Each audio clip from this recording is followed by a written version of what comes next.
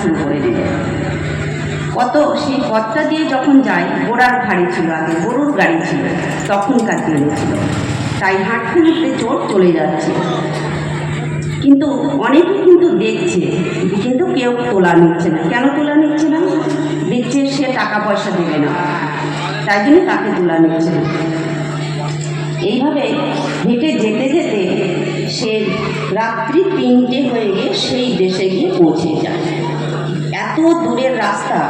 দেখুন, আগেকার দিনে মানুষের কী ছিল? মাটির ঘর ছিল। আপনারা নিশ্চয়ই জানেন মাটির ঘর ছিল।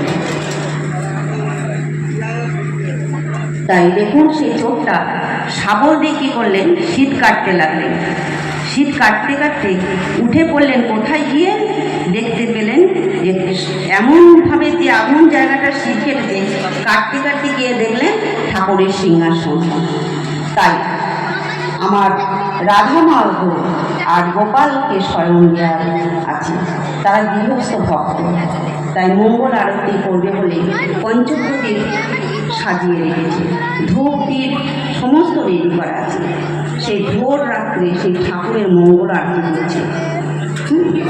তাই ওখানে গিয়ে উঠে, গৃহস্থ ভক্ত তো, তার ধূপিও আছে, জপের মালাও আছে।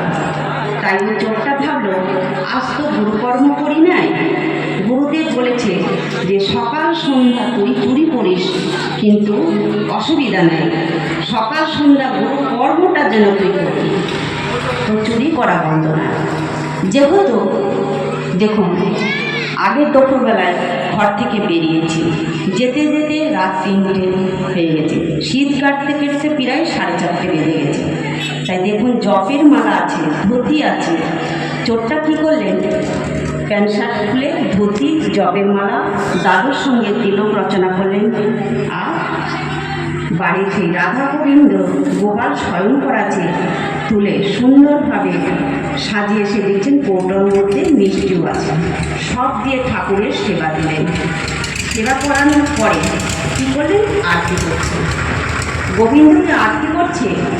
যেহেতু গুরুদেব বলেছে সকাল সন্ধ্যায় ঠাকুরের যে কর্ম করে তবে তুই চুরি করবি, যেহেতু দুপুরবেলায় ঘর থেকে বেরিয়েছে, তাই জন্য সে ভোরের কাজ, এই সন্ধ্যের কাজটা ভোরেই করে ফেলেছে।